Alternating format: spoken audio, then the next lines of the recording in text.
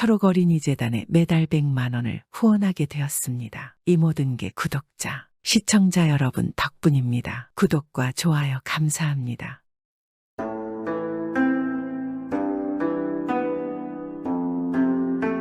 옛날 옛적에 우리 조선에도 기이한 외모와 재주를 가진 사람이 있었습니다. 선조시대에 유명하던 이근이라는 사내의 이야기입니다. 그는 원래 상당한 문벌가에서 태어났으나 생김이 아주 기계망측하게 생겼는데 전신에 털이 많이 나서 얼른 보면 돼지 같으므로 처음 낳을 때는 부모들이 크게 경악하게 생각하고 이 아이를 뒷동산 과목나무 밑에다 내다 버렸습니다. 그러자 까마귀와 까치의 무리들이 모여들어 쪼아 먹으려고 하자 아이는 천지가 울릴 정도로 비명을 지르는 것입니다. 그러자 아이의 울음 소리를 들은 부모도 다시 측은한 생각이 들어서 할 수 없이 거두어 기르게 되었습니다.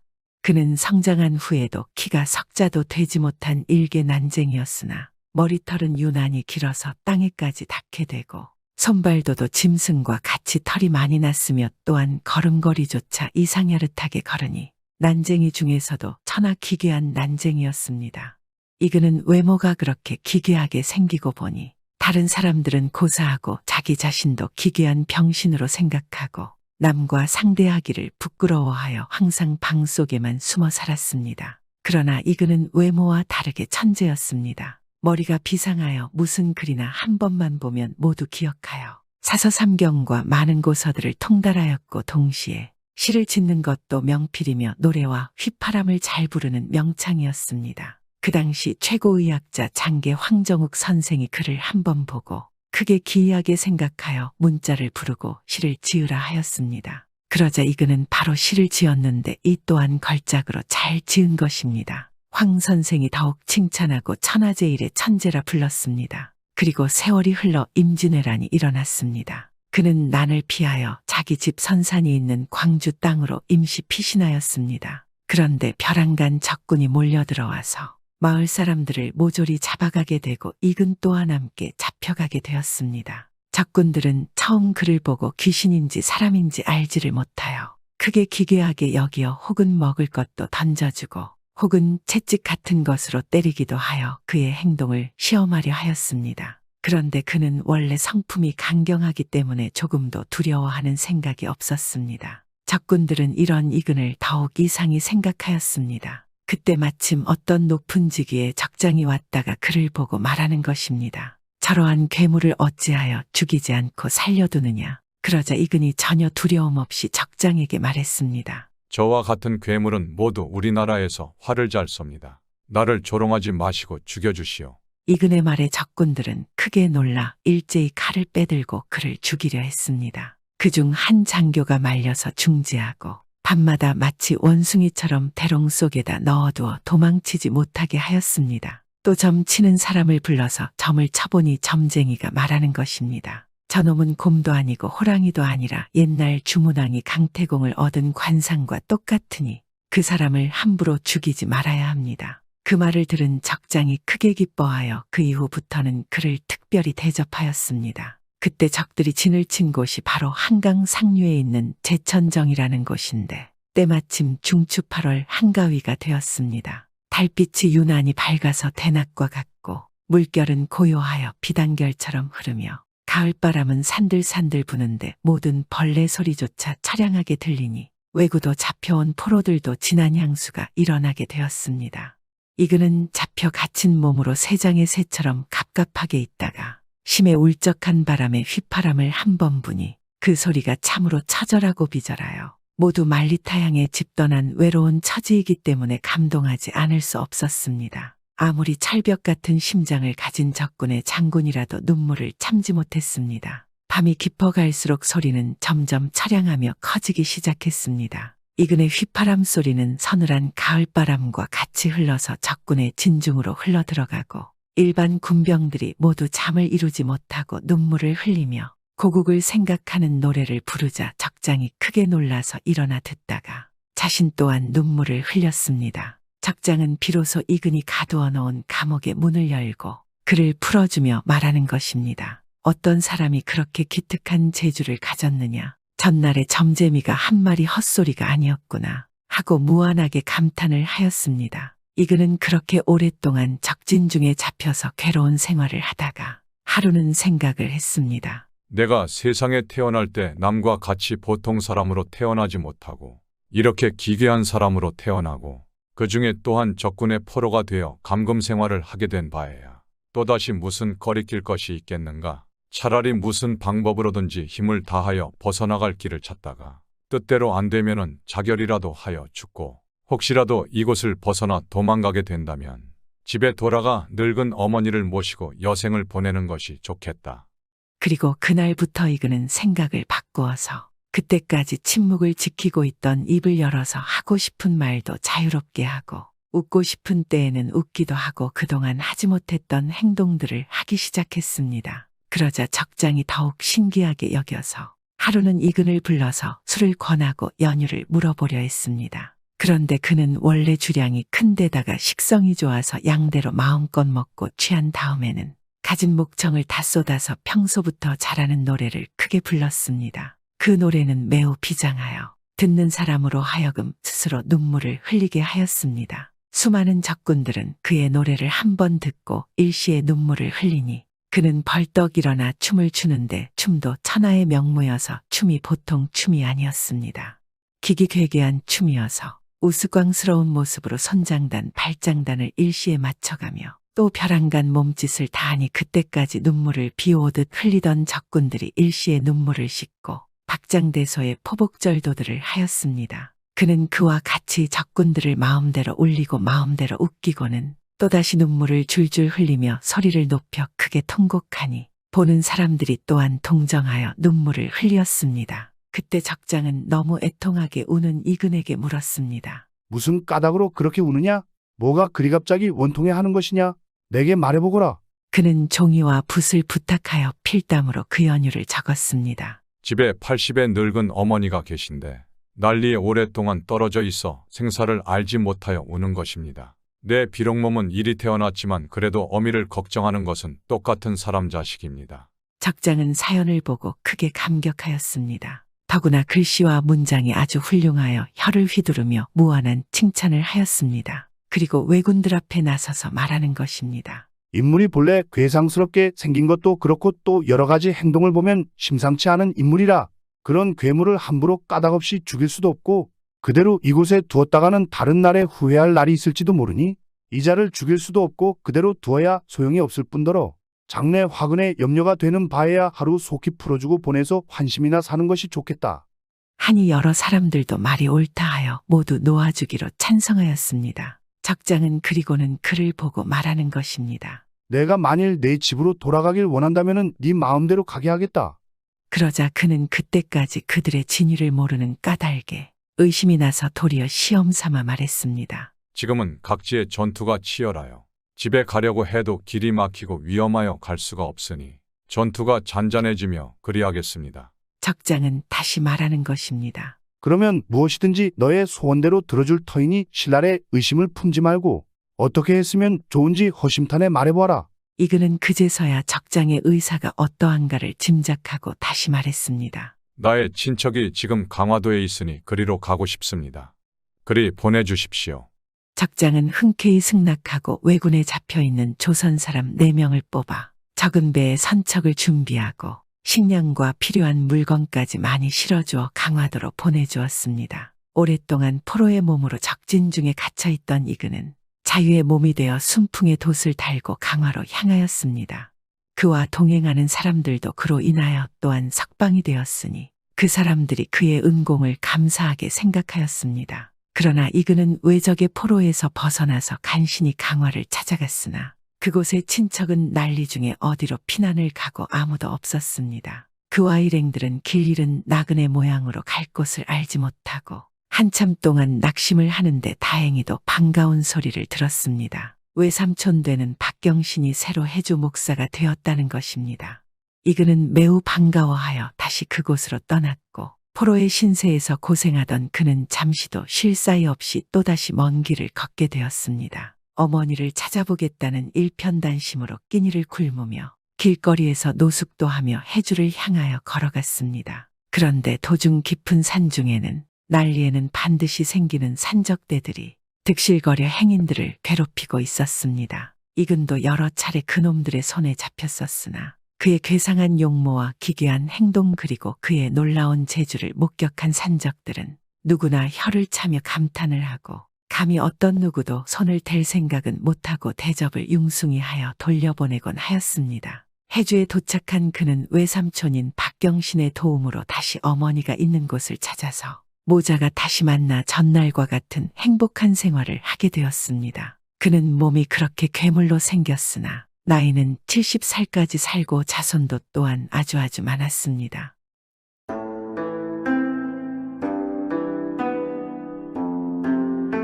옛날 옛적 어느 마을에 칠복이와 석삼이라는 두 형제가 살았습니다. 어릴 때는 서로 마음도 잘 맞고 비슷한 성향을 가지며 누구보다도 우애 좋은 형제였습니다. 하지만 어른이 되면서 두 형제는 매우 성향이 달라졌습니다.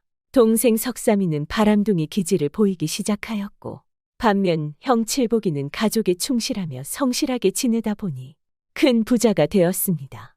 그리하여 어머니는 작은 아들 석삼이 때문에 마음 편할 날이 없었습니다. 석삼이는 결혼을 하였지만 늘 객지를 돌아다니며 돈을 헤프게 썼습니다. 그리하여 살림이 기울어지니 형 칠복이가 가만히 있을 수 있겠습니까? 보다 못해 도와주면 얼마 안 가서 그것도 홀랑 다 써버리곤 하였습니다. 이런 일이 몇 번 되풀이되자 칠복이도 화가 나서 석삼이를 더 이상 도와주지 않았습니다. 그리하여 석삼이의 살림은 점점 기울어져만 갔습니다. 이제 논밭도 얼마 남지 않았습니다. 이 딱한 형편을 옆에서 지켜보던 어머니는 안타깝고 속이 상해 견딜 수가 없었습니다. 부모 마음은 다 똑같지 않겠습니까? 아이고, 우리 막내 석삼이가 언제 정신 차리고 제대로 살아갈 수 있을까?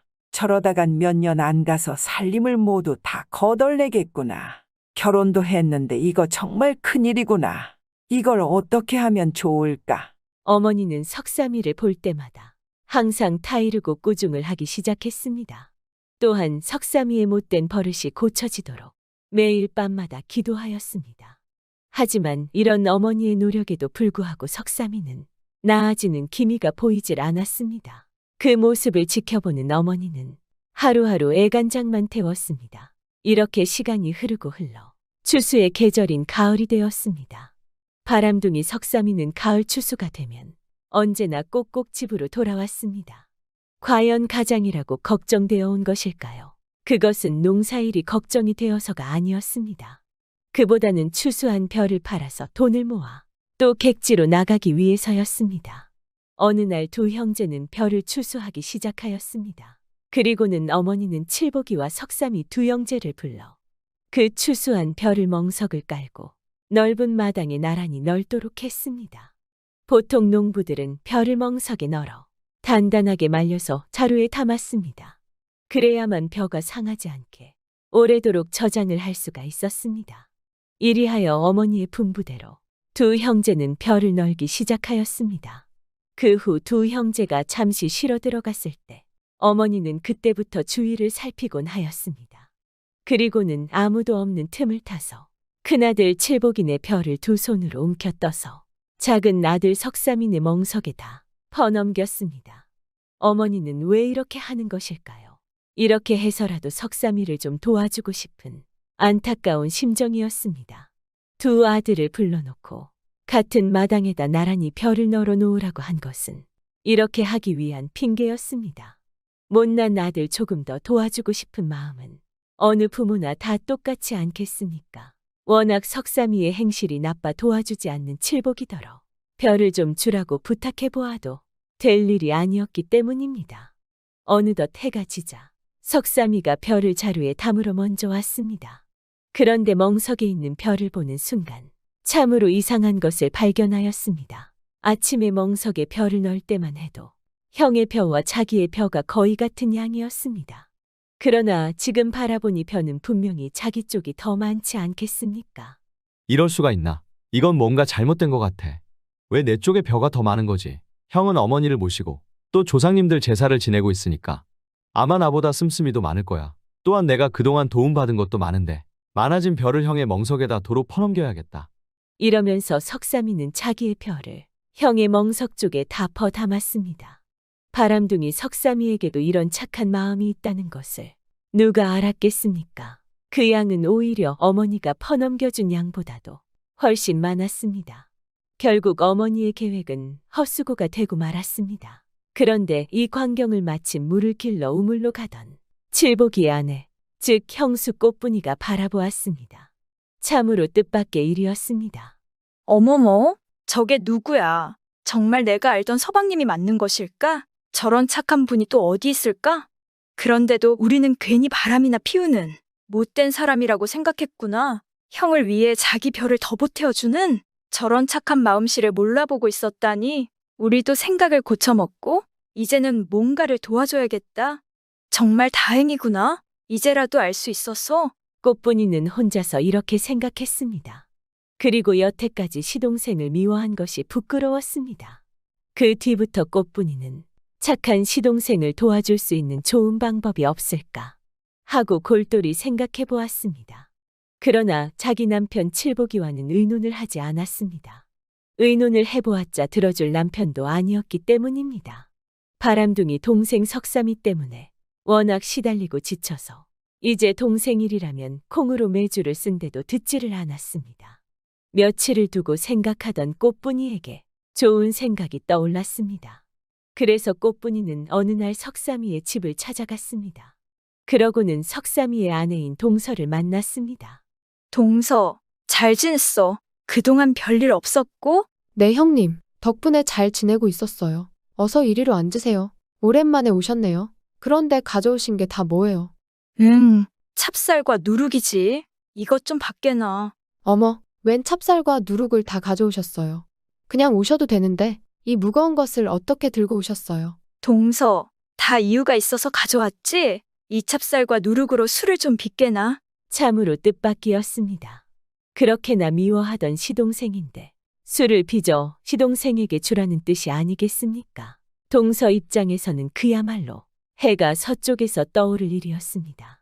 하지만 생각해보니 너무 감사할 따름이었습니다. 형님, 참으로 고마워요. 하지만 그래도 괜찮을까요? 술 때문에 바람이 더 나면 어떡해요? 저는 그게 더 무서워요. 이 사람아, 그건 염려 놓으시게. 이 술을 서방님 드리란 것이 아니니까 우선 술을 빚거든. 걸로다가 문밖길에다 놓아두게. 그리고 앞을 지나가는 마을 사람들에게 마음대로 퍼마시게 하란 말이야. 예, 형님. 그렇게 하겠습니다. 동서, 궁금하더라도 이유는 묻지 말게. 이게 다 서방님과 동서를 위하는 일이니까 내 시키는 대로만 해보게. 참으로 알 수 없는 일이었습니다. 무엇 때문에 동네 사람들에게 술 대접을 하라는지 까닭을 알 수가 없었습니다. 또한 내 신세의 술까지 대접하라니 도저히 이해가 되지 않았습니다. 그러나 이것이 자기와 남편을 위해서라니 거절할 수도 없었습니다. 형님이 시키는 대로 할게요. 형님이 어떤 분이에요? 죽으라면 당장 죽는 시위라도 해야죠. 하물며 우리를 위하는 일이라 하셨는데 무슨 일인들 못하겠어요. 형님 분부대로 술을 빚을게요. 걱정 마세요. 이리하여 동서는 큰 독에다 술을 빚었습니다. 그리고 며칠이 지나 술이 익자 큰 동서가 시키는 대로 술을 걸러서 집 앞길에다 놓아두고 조롱밭까지 띄워놓았습니다. 그러자 지나가던 사람들이 술을 퍼 마시더니 모두들 석삼이와 그의 아내를 칭찬하기 시작하였습니다. 물론 큰아들인 칠복이도 앞을 지나가다 술을 퍼 마셨습니다. 그러나 칠복이는 칭찬을 하지 않고 속으로 동생을 욕했습니다. 당연히 자기 먹고 살 것도 힘든데 술을 내어주니 그런 생각을 안 할 수 있겠습니까? 그렇게 이 술 대접을 시작한 지 며칠이 지난 뒤였습니다. 꽃분이가 다시 석삼이의 집으로 찾아왔습니다. 동서, 고생 많았네. 오늘은 이렇게 하게나. 이번에도 이유는 묻지 말고 내 시키는 대로 하게. 네, 알겠어요, 형님. 어떻게 하면 되죠? 오늘은 술에 다 물을 타서 거르지 말고 물을 타지 않은 술을 한 동이 문 밖에다 놓아두게. 형님, 물을 타서 거르지 않으면 굉장히 독할 텐데요. 괜찮을까요? 이 사람아, 남정네란 술이 독할수록 더 좋아한다지 않나? 나에게도 다 생각이 있으니 걱정 말게. 이리하여 동서는 꽃분이가 시키는 대로 또 한 동이를 내어놓고 조롱박을 놓았습니다. 그러자 마을 남정네들은 과연 혀를 내두르면서도 술을 맛있게 마셨습니다. 물론 칠복이도 이 독한 술을 조롱박으로 여러 잔이나 마셨습니다. 그러나 술이 어떻게나 독하던지 칠복이는 정신을 차릴 수 없었습니다. 그러니 눈앞이 팽팽 돌며 혀가 잘 놀려지지 않았습니다. 아이고, 굉장한 술이로구나. 에라, 이렇게 기분이 좋은데 일은 해서 무엇하냐? 나 오늘 일 안 할 거야. 일 안 한다 해도 날 욕할 놈이 어디 있어. 있으면 한번 나와봐라. 나와보라고. 이렇게 혀 꼬부라진 소리를 하면서 칠복이는 집을 향해 걸었습니다. 그러나 술에 취해 아랫도리가 중심을 잃어 비틀거렸습니다. 그러나 칠복이는 기분이 무척 좋았습니다. 오랜만에 느껴보는 기분이었습니다. 혀가 잘 돌아가지 않았지만 노래를 부르면서 집으로 돌아왔습니다. 마누라, 어디 계신게요? 서방님이 오셨는데 왜 아무 인사가 없소? 빨리 나오시오. 보고 싶소, 마누라. 아니, 이거 어찌 된 거예요? 일은 나가시지 않고 아침부터 무슨 술 타령이에요? 내 술 한 잔 먹었소. 왜 난 술 마시면 안 돼요? 동네 사람 다 마시는데 무슨 나라고 안 마실 수 있겠나? 오늘은 기분 몹시 좋구려. 그런데 그 놈이 환장을 했어. 내 동생 석삼이 말이오. 아니, 서방님이 무슨 잘못을 저질렀어요? 도대체 왜 그러시는 거예요? 참, 서방님 좋아하네. 난 그런 동생 둔 적이 없소. 오늘도 술을 내어 놓았다네. 이게 벌써 며칠째야. 그놈이 참 환장했구만. 살림도 어려운 놈이 그런 선심을 쓰느냐 이 말이오. 쥐뿔도 없는 놈이 내가 참 답답하단 말이야. 칠복이는 이렇게 술주정을 하면서 벌렁 자리에 드러누웠습니다. 그러고는 큰 소리로 노래를 불렀습니다. 여보, 약주가 과하셨군요. 이대로 한숨 푹 주무세요. 동네 사람들이 흉보겠어요. 잠자코 주무세요. 내일 아침에 해장국 맛있게 끓여드릴게요. 뭐 흉을 본다고? 어느 놈이 흉을 본단 말이오. 난 이렇게 기분이 좋은데 흉 보는 놈 당장 이리 오라고 하시오. 내가 가만두나 봐라. 칠복이는 이렇게 주정을 부리다가 스스로 잠이 들고 말았습니다. 그러고는 드렁드렁 코를 골기 시작하였습니다. 이리하여 세상 모르고 깊은 잠속으로 빠져 들어갔습니다. 칠복이가 잠들자 꽃분이는 얼굴에 묘한 웃음을 띠고는 몇 번 더 칠복이가 과연 깊은 잠에 골아 떨어졌는지 확인해 보았습니다. 과연 무슨 꿍꿍이가 있는 것일까요? 칠복이는 틀림없이 코를 골면서 세월 가는지 모르게 자고 있었습니다. 그러자 꽃분이는 벌떡 일어나 농 속에 넣어두었던 논문서를 죄다 끄집어냈습니다. 그러고는 그것을 온방 안에 다 펼쳐져 놓았습니다. 발 디딜 틈이 없을 만큼 논문서가 방바닥에 쫙 깔렸습니다. 꽃분이는 그 중에 몇 장을 주워들고 석삼이네로 갔습니다. 그러고는 석삼이와 동서를 불러놓고 이렇게 말하였습니다. 서방님, 이걸 받으세요. 논문서예요. 서방님께서 며칠 전에 별을 우리 멍석에다 퍼넘기는 것을 보았어요. 그걸 보고 전 서방님이 얼마나 착하신 분인가를 알게 됐어요. 그래서 서방님을 돕고자 동서더러 술을 빚어 문 밖에다 걸어놓게 한 것이었어요. 그런데 형수님, 술을 왜 빚게 했는지 우리 내외는 지금까지도 통할 수가 없습니다. 무슨 이유라도 있으셨는지요? 네, 아마도 많이 궁금하셨을 거예요. 제가 이유를 말하지 않았으니까요. 그래도 제 말을 잘 따라주셔서 감사해요. 그건 형님이 술에 취해 골아 떨어지게 하기 위해서였어요. 그게 무슨 말씀이세요? 잘 이해가 가질 않아서요. 이 논문서를 빼어내기 위한 수단이었어요. 이 논문서를 형님이 자고 있는 사이에 빼냈어요. 앞으로는 이 논으로 농사를 짓고 열심히 일하세요. 형수님, 하지만 이건 아닌 것 같아요. 무슨 말씀이신지 알겠어요? 형님 때문에 그러시죠. 하지만 형님 걱정은 하지 마세요. 제가 잘 말해서 오해 없도록 해놓을 테니까요. 석삼이는 너무나 뜻밖의 일이라 어쩔 줄 몰랐습니다. 형수가 얼마나 고마운지 무릎을 꿇고 절이라도 하고 싶은 심정이었습니다. 이후 잠들었던 칠복이는 술이 깨자 자리에서 일어났습니다.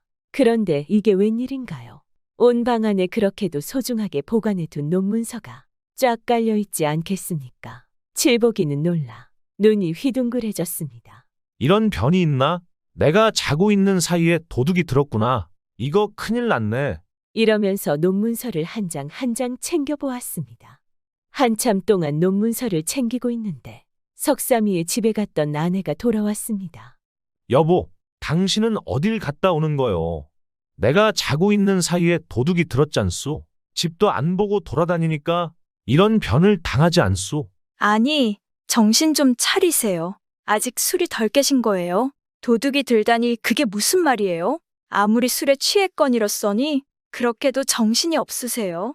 아까 당신이 이혼 문서 다 끄집어내지 않았어요. 정말 기억나지를 않으세요. 아내는 이렇게 시치미를 뚝 떼었습니다. 남편에게 거짓말을 한다는 것은 나쁜 일이었으나 거짓말로 작은 집을 돕고 또 형제 간의 우애가 깊어진다면 과히 큰 허물이 되지 않는 것이라고 생각했습니다. 아니, 내가 끄집어냈다고. 이게 말이 돼요. 당신 나한테 거짓말 한 거 아니오? 제가 왜 거짓말을 하겠어요? 동생이 술까지 빚어 대접하는 걸 보면서 이제 착한 사람이 됐다면서 논을 몇 마디 줘야겠다고 하지 않았어요. 그러면서 논문서 몇 장을 저보고 동생에게 갖다 주라고 하시지 않았어요. 그래서 지금 전 작은 집에 갔다 오는 길이었어요. 그나저나 여보 참 잘하셨어요. 많지도 않은 동기간에 이렇게 우애가 깊으니 얼마나 좋은 일이에요. 서방님도 이제 정말 착한 사람이 됐어요. 그리고 너무 고마워하고 형님을 존경한다고 전해드리래요? 이러면서 아내는 시동생이 언젠가 벼를 널어 말릴 때 자기 벼를 우리 멍석에다 퍼넘기던 이야기를 해주었습니다. 그런데 이야기를 듣고 있던 칠복이는 뭐가 뭔지 머릿속이 복잡했습니다. 사실 아내의 말대로 논문서를 준 듯도 안 준 듯하여 기억이 흐릿했습니다. 워낙 독한 술에 취해 자기가 한 짓을 똑똑히 기억할 수가 없었습니다. 그러나 이제 그것을 따지고 밝혀보았자 아무 소용이 없는 일이었습니다. 거기다가 동생이 자기 벼까지 형을 위해 퍼넘길 만큼 착한 사람이 되어 있지 않은가요? 그리고 아내도 자기가 석삼이를 위해 논을 나누어 주었다고 칭찬하고 있지 않겠습니까? 여보, 이런 착한 아우를 내가 여태까지 너무 미워했구려. 자, 이거 몇 장 더 갖다 주고 와요. 생각해보니 너무 적게 준 것 같소. 이러면서 꽃분이에게 논문서 몇 장을 건네주었습니다. 이리하여 두 형제는 우애 깊게 지냈고 석삼이는 고마운 형수에 감탄하며 그동안의 삶을 반성하기 시작하였습니다. 그리고 석삼이는 열심히 일하여 부자가 되었습니다. 그것을 지켜본 어머니와 칠복이 부부는 얼마나 뿌듯하지 않겠습니다. 현명한 형수로 인하여 어머니는 물론이고 온 집안이 행복하게 되었지 말입니다. 누구에게나 단점은 있기 마련입니다. 그러나 너무 단점에만 치우쳐 색안경을 끼고 보는 경우가 있습니다. 하지만 장점도 찾아보면서 서로 이해하고 노력하면 긍정적인 효과가 서서히 오지 않을까요? 옛날 옛적 마을에 나이 지긋한 선비가 살고 있었습니다. 선비는 평생 남을 가르치려고만 하지 남의 가르침을 받으려 하지 않았습니다. 어느덧 겨울이 지나고 봄이 오기 시작하였습니다. 선비는 이 봄 따라 무슨 생각을 했던지 송아지 한 마리를 사서 길렀습니다. 그런데 때가 마침 봄이라 송아지는 버짐이 생겼습니다. 봄에 송아지가 버짐이 생기는 것이 큰 병이 아니라는 것을 시골에 사는 사람치고 모르는 사람이 없었지만 송아지를 처음 길러보는 선비는 이것을 알 리 없었습니다. 선비는 귀여운 송아지가 버짐이 생기는 것을 보자 앉지도 서지도 못하며 송아지가 당장 죽을 것만 같아서 누런 책장을 열심히 보면서 찾아보았지만 옛날 책에서는 버짐을 떼는 방법을 찾아낼 수 없었습니다. 하지만 평생 남을 가르치기만 하던 사람이라 동네방네에 나가 물어볼 생각도 하지 않았습니다. 물어보아야 할 사람이 입을 닫고 있으니 벙어리 속은 나은 애비도 모른다고 선비가 송아지 때문에 속을 앓고 있다는 것을 알 사람도 없었습니다. 묻는 사람이 없으면 자연히 가르칠 사람도 없는 법이지 않겠습니까?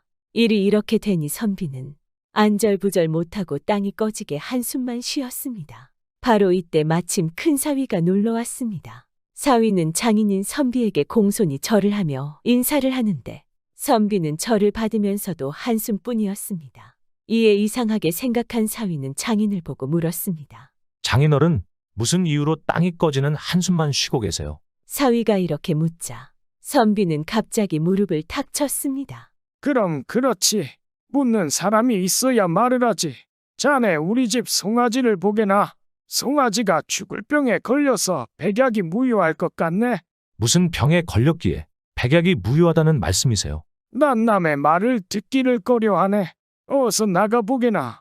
장인의 명이라 사위는 지체 없이 밖에 나가 송아지를 보았습니다. 말뚝에 메워놓은 송아지는 누워있는데 아무리 봐도 병든 송아지가 아니었습니다.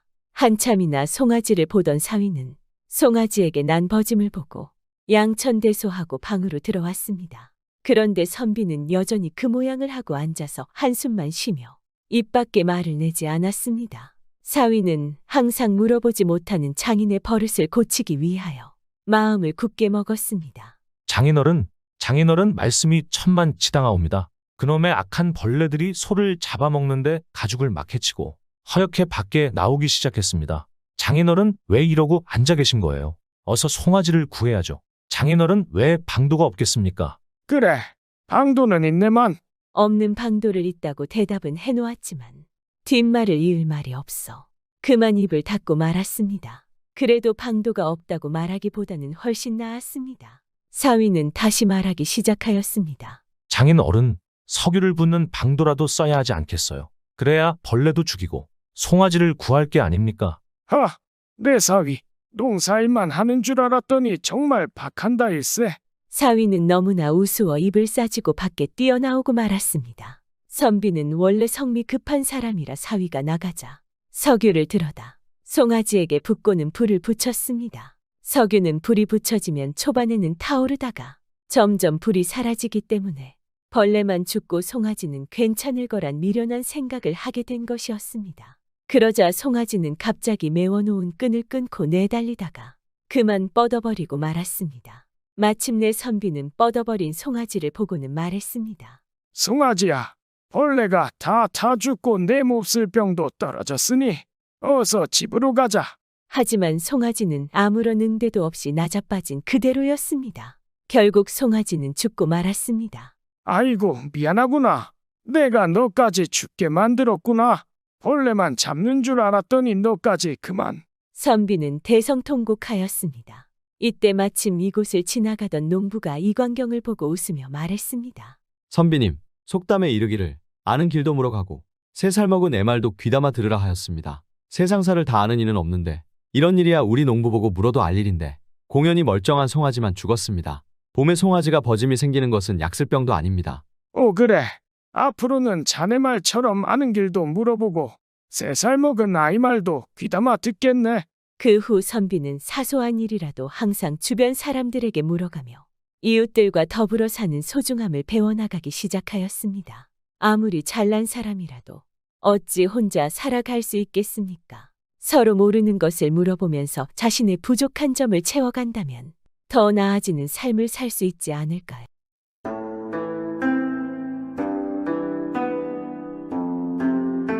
옛날 옛적에 어떤 머슴이 살았습니다.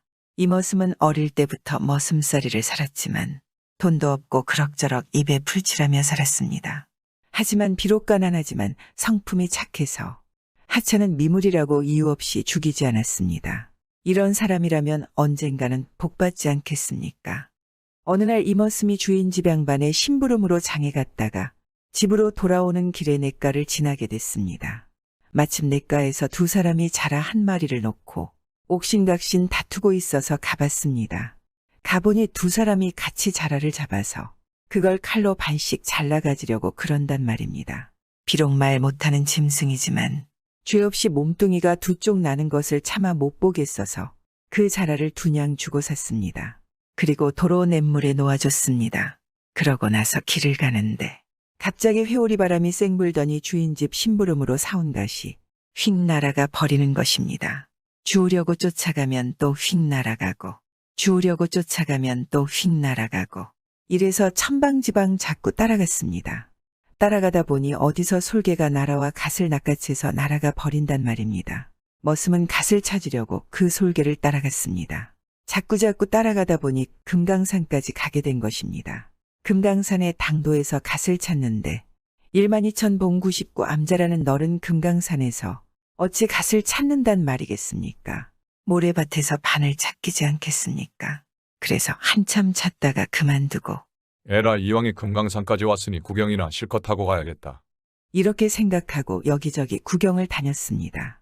산도 보고 절도 보고 이리저리 다니다가 어느 곳에 가니까 산중에 집이 한 채 있는 것입니다. 그 집에 들어가니 머리가 하얀 노인이 풀뿌리를 다듬고 있는 것입니다. 젊은이는 어인일로 이 산중에 들어왔는가? 무슨 연유가 있는 것 같은데 말해보게. 그래서 갓을 채간 솔개를 따라오다가 금강산까지 오게 되어 구경이나 하고 가려고 돌아다닌다 했습니다. 그랬더니 백발의 할아버지가 말하는 것입니다. 금강산 구경도 좋지만은 그냥 돌아가는 것이 좋을 걸세. 요즘 이곳에 안 좋은 일이 생긴다네. 그러니깐 바로 집으로 돌아가게. 하거든 말입니다. 젊은이는 노인 말을 듣지 않고 이왕에 온 것이니 구경을 더하고 가겠다고 그 집을 나섰습니다. 그랬더니 노인이 걱정스러운 눈빛으로 하는 말이 구경을 하더라도 잘 지은 기와집에는 들어가지 말고 젊은 색시가 주는 음식은 먹지 말게. 꼭 명심하게나. 이런단 말입니다. 젊은이는 그 집을 나와서 또 여기저기 돌아다니면서 구경을 했습니다. 그러다 보니 날이 저물었는데 마침 산중에 불이 환한 집이 보이거든 말입니다. 불빛을 따라가 보니 참 잘 지은 기와집이 있는 것입니다. 아까 허연 노인이 잘 지은 기와집에 가지 말라고 하던 말이 떠올랐지만 달리 갈 데도 없어서 거기에 들어갔습니다. 들어가서 주인을 찾으니 웬 젊은 과부가 배를 짜고 있더란 말입니다. 산중에서 날이 저물어 하룻밤 묵어가려고 왔다 하니 공손하게 맞아들이고 저녁상을 차려주는 것입니다. 그런데 저녁상을 들여다보니 아무래도 이상한 것입니다. 밥을 먹으려고 숟가락으로 밥을 뜨면 사람 손톱, 발톱이 나오고 국을 먹으려고 숟가락으로 국을 뜨면 사람 머리카락이 나오는 것입니다. 그러고 보니 아까 노인이 젊은 색시가 주는 음식은 먹지 말라고 하던 말이 떠오르거든 말입니다. 그래서 머슴은 밥을 먹는 척하면서 죄다 소매 속에 넣었습니다. 저녁상을 물리고 앉아있으니 밖에서 슥슥 칼 가는 소리가 들리지 뭡니까? 문구멍으로 내다보니 색시가 부엌에서 칼을 갈고 있는데 치마 끝으로 하얀 꼬리가 삐죽 나와 있는 것입니다. 에고 내가 구미호굴에 들어왔구만. 노인이 말한 기와집의 젊은 처자가 구미호였구나. 내가 죽으려고 금강산까지 온 게야. 뭐 어떻게 할 수도 없어서 방에 가만히 앉아 있으니 잠시 뒤에 밖에서 소리가 나는데 기절밥을 먹고 기절을 했나? 혼절국을 먹고 혼절을 했나? 이제 슬슬 작업을 해야겠네. 이러거든 말입니다. 그래서 일부러 기절한 척하고 드러누워 있었습니다. 그랬더니 문을 열고 꼬리 달린 여우가 들어오는 것입니다. 들어와서 젊은이를 흔들어 보더니 꼼짝도 안 하니까 구미호가 탐욕스러운 미소를 지으며 지금까지 99개 간을 빼먹었더니 이제 100개째 간을 빼먹게 됐구나. 이제서야 내가 불로 장생을 할 수 있을 게야. 네가 고맙게도 내 마지막 재물이 되는구나. 이러면서 칼을 가지러 부엌으로 나가는 것입니다. 머슴이는 그 틈에 벌떡 일어나 뒷문으로 도망을 쳤습니다. 한밤중이라 캄캄해서 아무것도 안 보이는데 엎어지며 자빠지며 정신없이 도망갔습니다. 뒤에서는 구미호가 쫓아오다 멈추며 이놈 너를 끝까지 따라가 내 식구들까지 몰살하리라. 내 놈은 지금은 목숨을 부지하지만 꼭 내 놈의 간을 빼먹을 것이야. 하고 앙칼지게 소리를 지르며 따라오니 정신이 온전하게 붙어 있을 리 있겠습니까? 걸음 하나를 살려라 하고 마구 달리지 않겠습니까? 얼마나 달렸는지 날이 희부옇게 새는데 저만치 어제 갔던 노인의 집이 보이더란 말입니다. 거기에 들어가서 노인에게 자초지종을 이야기했습니다. 그랬더니 노인이 한숨을 쉬며 말하는 것입니다. 그 구미호는 둔갑도 잘하고 도술도 잘 부려서 당하기 힘드네. 자네가 살 길은 자네한테 달렸네. 지금까지 죽을 목숨을 살려준 일이 없는가? 하거든 말입니다. 아무리 생각해도 사람 목숨을 구해준 일은 없단 말입니다. 그래서 그런 일 없다고 하지 않겠습니까?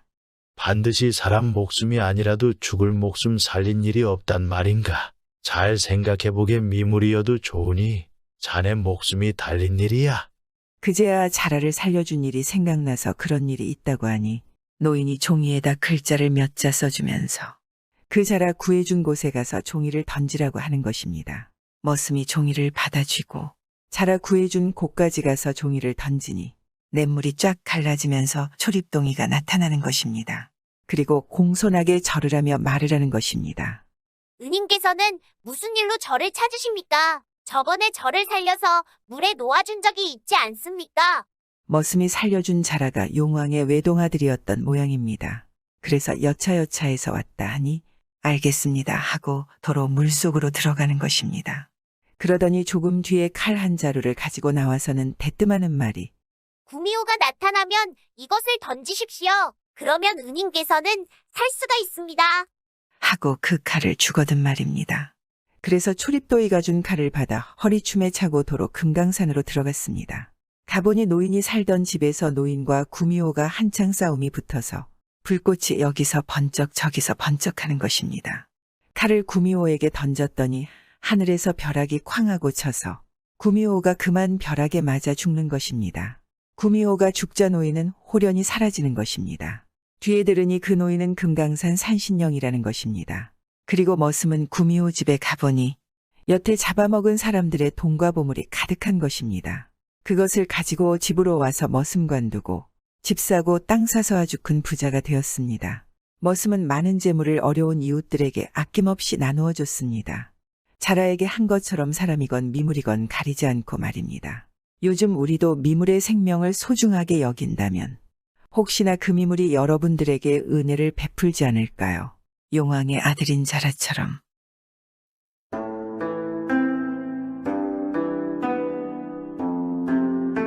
옛날 옛적에 한 사람이 장에 소를 팔러 갔습니다.